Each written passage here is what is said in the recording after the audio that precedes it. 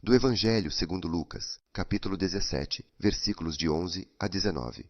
Ao longo do caminho para Jerusalém, Jesus atravessava a Samaria e a Galiléia. Ao entrar em uma aldeia, 10 leprosos se aproximaram dele, parando à distância, e disseram em alta voz: Jesus, mestre, tem piedade de nós. Assim que os viu, Jesus disse-lhes: Vão se apresentar aos sacerdotes. E enquanto eles iam, foram curados. Um deles, ao ver-se curado, voltou, louvando a Deus em alta voz, e se prostrou diante de Jesus para agradecê-lo. Era um samaritano. Mas Jesus observou: Não foram purificados 10, e os outros 9? Onde estão? Não se encontrou ninguém que voltasse para dar glória a Deus, exceto este estrangeiro. E disse-lhe: Levanta-te e vai. A tua fé te salvou. Palavra do Senhor. Bom dia! Hoje também desejamos caminhar juntos com Jesus, estar com Ele para aprender com Ele a arte da vida, a arte do amor. Ouvimos Jesus que caminha, sempre em caminho. Jesus é itinerante. Jesus é uma pessoa que vai ao encontro dos outros, e é uma pessoa que se deixa encontrar por todos. Ao longo do caminho para Jerusalém, Jesus atravessava a Samaria e a Galiléia. Jerusalém, como se vê, é a terceira etapa de seu caminho. E para chegar lá, ele atravessa a Samaria e depois a Galiléia. Seu caminho, interessante, passa pela Samaria. E o que a Samaria representa? Representa a infidelidade, a distância de Deus. Passa pela Samaria e depois passa pela Galiléia. E a Galiléia representa a cotidianidade da vida.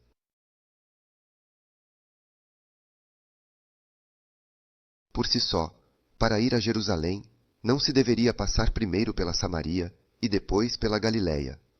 Mas seria o contrário. Por que essa particularidade no caminho de Jesus? Forte porque o Senhor quer atravessar nossas pequenas ou grandes infidelidades, que depois se manifestam em nossa cotidianidade. Jesus deseja entrar, também, em nossa cotidianidade, para fazer com que tudo o que é ordinário se torne extraordinário com sua presença. Aqui está Jesus entrando em uma aldeia e 10 leprosos vieram ao seu encontro. Jesus, como dissemos outra vez, é a misericórdia, ou seja, seu coração é atraído pela miséria para preencher com sua presença o vazio que a miséria manifesta. Um vazio que pode ser de fato material ou um vazio espiritual. É interessante. Como o ímã é atraído pelo ferro, é atraído pelos pregos assim. Como os pregos também são atraídos pelo ímã. Neste caso, os 10 leprosos são atraídos pela presença de Jesus. E eu me pergunto, mas esses leprosos o conheciam? E como o haviam conhecido se, por si só? A vida deles, seu estado de vida, deveria ser sempre no isolamento. Talvez tivessem ouvido falar dele de alguém. De quem? 10 leprosos se aproximaram dele. Eram 10. E 10 representa um número. Representa o número de adultos necessários. Entre os presentes na assembleia sinagogal, o mínimo era 10. 10 é também o número da ação humana que se realiza através das 10 dedos das mãos. Esses 10 representam por si só toda a humanidade, chamada a fazer parte da comunidade dos filhos que ouvem e colocam em prática a palavra de Deus Pai. Mas o problema é que as pessoas que se aproximam de Jesus estão doentes de lepra, e naquela época, quem era contaminado pela lepra, o que deveria fazer? Como era considerado naquela época? Como era a sua vida? É muito interessante que no livro de Levítico, no capítulo 13, versículos 45 e 46, há até mesmo o estatuto do leproso, que diz assim: O leproso atingido pela lepra usará roupas rasgadas e a cabeça descoberta. Ele cobrirá a barba e irá gritando: imundo, imundo. Ele será imundo enquanto tiver a ferida. Ele é imundo e ficará sozinho, habitando fora do acampamento. Uau! Então o leproso, o que levará? Ele levará roupas rasgadas. A sua vida está rasgada. Por isso deve se manifestar externamente, através de suas vestes. Por si só, a roupa manifesta a dignidade da pessoa.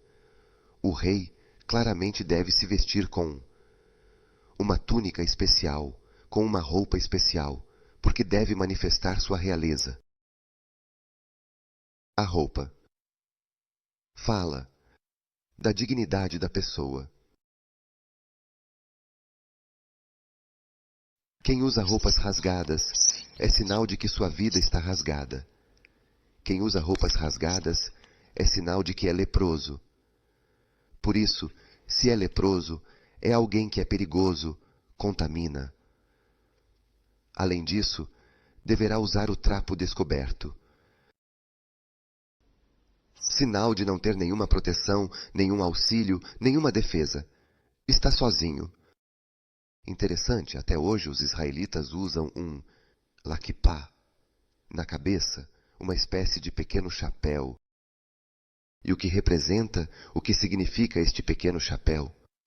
É o sinal da mão de Deus que está sobre a pessoa, que está sobre a cabeça. É o sinal da proteção divina. Se tiverem a possibilidade, coloquem a mão sobre a cabeça. Dá uma sensação de calor.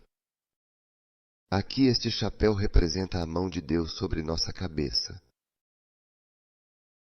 Aqui, o leproso não podia usá-lo porque ele está sozinho, sozinho também em relação a Deus.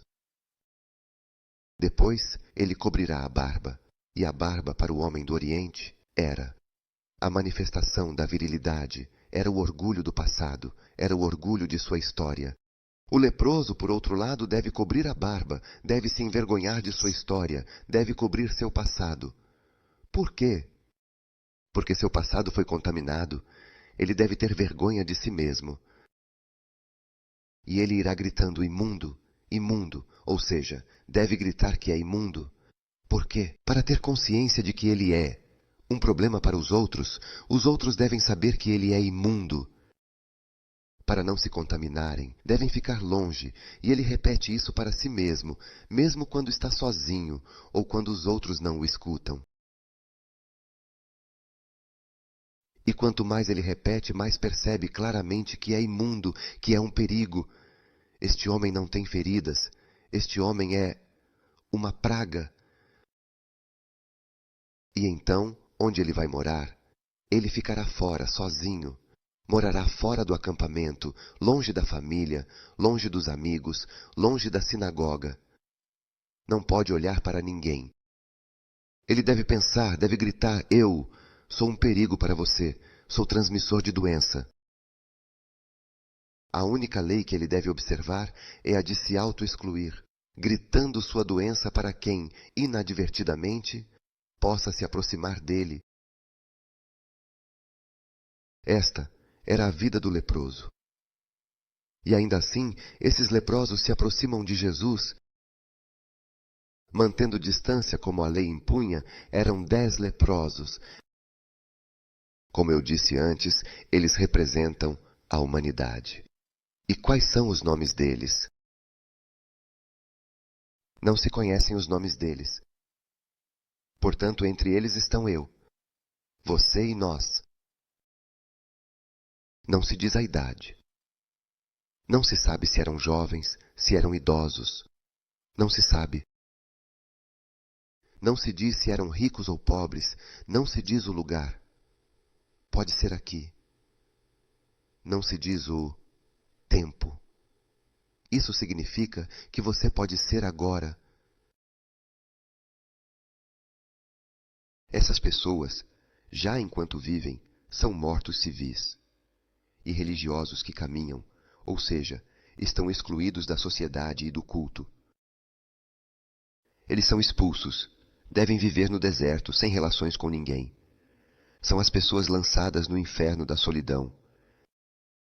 O que a lepra faz? Faz sofrer a doença e faz sofrer os outros.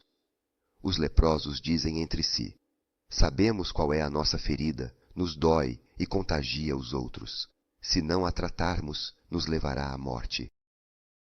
Naquela época, aqueles que eram doentes de lepra eram considerados grandes pecadores. Eram assim porque certamente haviam pecado grandemente. Portanto, a lepra era o sinal do castigo de Deus.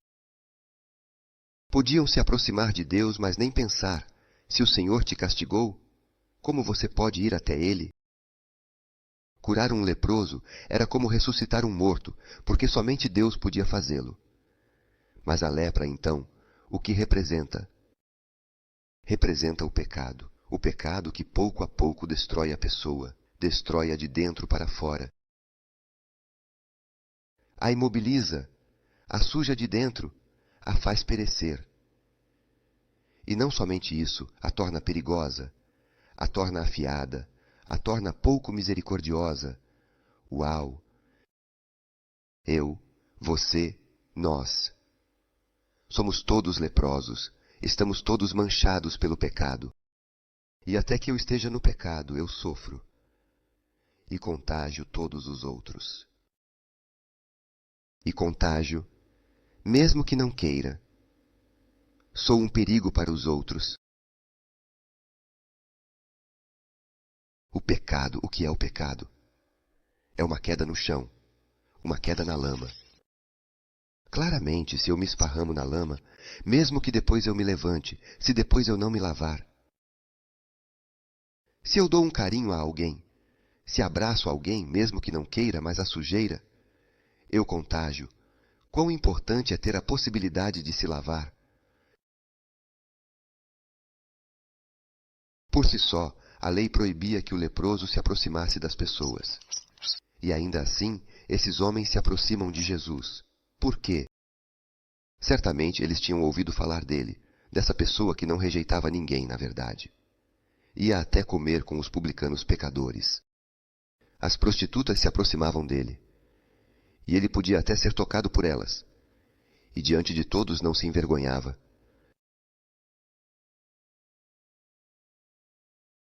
Esse homem que dizia que eram os doentes, que precisavam do médico, e ele se proclamava médico de todos, todos iam até ele, e ele não tinha medo de se aproximar deles, de ser contaminado. Muito interessante, a mentalidade naquela época, assim como na nossa, era e é essa. Normalmente, quem coloca uma maçã podre em uma caixa de boas maçãs, a força da podridão da maçã podre é mais forte do que a bondade das outras maçãs. Portanto, quem se aproximava de uma pessoa impura era considerada impura, mas para ele era o contrário. Quem entrava em contato com o santo, quem entrava em contato com o puro, era, entre aspas, contagiado positivamente por ele. Alguém certamente lhes disse que Jesus era o Cristo, que Jesus era o Filho de Deus. E então esses homens doentes de lepra se aproximam dele. Mas este é o Evangelho. Esta é a boa notícia que salva. Deus não me ama porque sou bonito. Deus não me ama porque sou bom, porque sou gentil, porque eu mereço. Engano, engano. Não, não, não, não, não. Mas Jesus, Deus, me ama porque me ama. Ele é a fonte do amor. Ele me ama e quer preencher com seu amor o vazio de amor que habita em mim. Esses 10 leprosos, sem medo de serem afastados e rejeitados, vão até Jesus, sentem-se atraídos por ele, e o que fazem? Eles pararam à distância e gritaram em voz alta: Jesus, mestre, tem piedade de nós. Não podendo se aproximar tanto, os leprosos param a distância permitida para não se tornarem um perigo para os outros e gritam, chamando em voz alta por Jesus, e o chamam pelo nome, Jesus. E Jesus significa Deus salva. Já isso é uma oração, mas se o chamam pelo nome significa que o conhecem, significa que têm um relacionamento com ele, e estão certos de que ele é Jesus. E depois o reconhecem: Mestre Jesus, Mestre, Tu és Mestre da vida. E não apenas um mestre como os outros. Colocam-se aos seus pés, querem ser vencidos por Ele, querem ser tocados por Ele, querem ser curados, e gritam: tenha piedade de nós. O que se entende exatamente por piedade? Fui ao irmão dicionário, exatamente para saber exatamente o que significa, exatamente esta palavra, piedade, exatamente.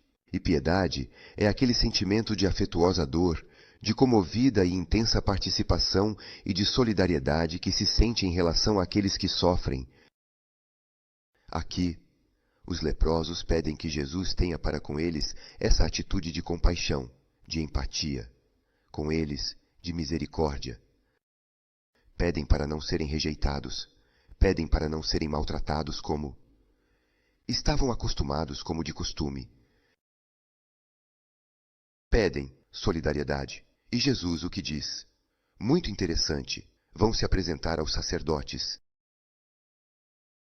Para a purificação, era importante ir aos sacerdotes. Mas quem ia aos sacerdotes? Não as pessoas leprosas, mas as pessoas curadas da lepra, como se lê no livro de Levítico, capítulo 14, versículo 2.